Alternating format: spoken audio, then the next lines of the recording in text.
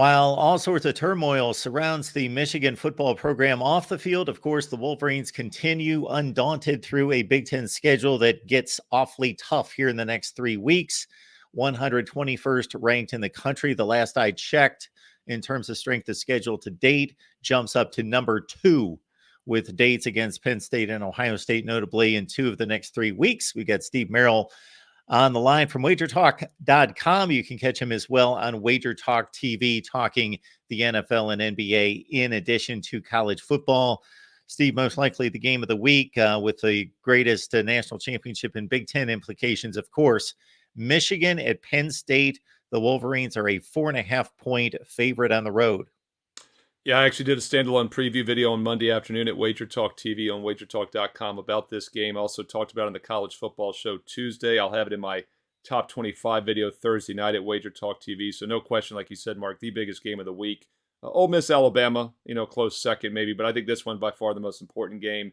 And it's interesting. I mentioned this earlier on, if you check out our Clemson Georgia Tech game preview that we did here this week as well on that channel, that last week I thought Notre Dame was maybe the most public play I'd seen all year in college football. I liked Clemson. I had a strong best bet on them for my clients at wagertalk.com. But I'm telling you, from what I'm seeing early in the week after I did that Monday video, Michigan might be a close second because all of a sudden, everyone loved Penn State at Ohio State. Now they all want to fade Penn State. And it's funny because I'm doing the exact opposite. I actually had a strong best bet on Ohio State a few weeks ago. If you recall, I mentioned in our game preview here on this channel, that I thought they would win by 9 points on average. They were only laying 4.5.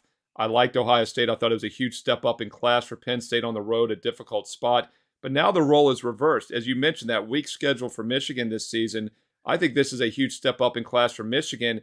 And yes, Penn State did not look good offensively, just 1 for 16 on third down at Ohio State a few weeks ago.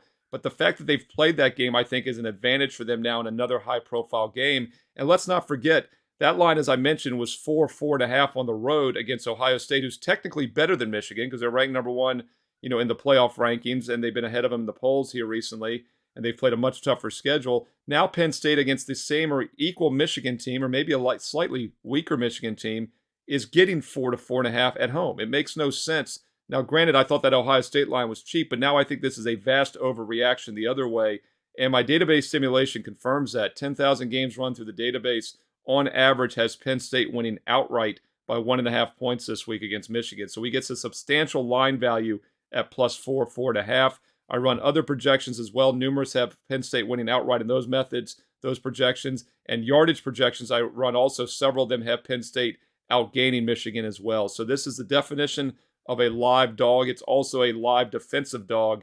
They give up just 9 points at home, giving up just 4 yards per play overall in all games this season.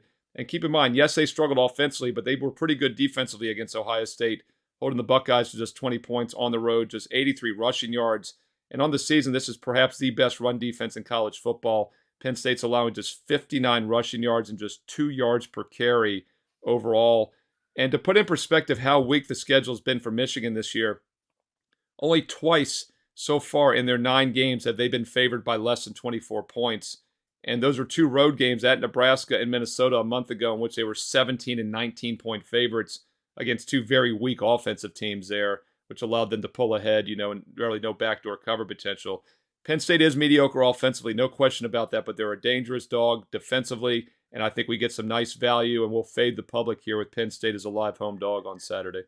Interesting. It should be a heck of a game. Michigan certainly looks like the better team. They've been the more complete team, but again, the schedule is very much in question, and Penn State seems to have possibly righted some wrongs with a big 51-15 win against Maryland on the road last week, in which Drew Aller cut loose with 4 touchdown passes.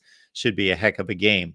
Catch Steve's Under the Radar selection exclusive here at the Voice of College Football over on the main channel as a member there. You just sign up. It's $3 a month. I shouldn't have to explain the value there. 18-5 against the spread since week 1 of 2022. So we get an exclusive pick from Steve each and every week. He is delivered. Or you can join on patreon.com/MarkRogersTV. Steve, thanks for breaking things down. Thank you, Mark.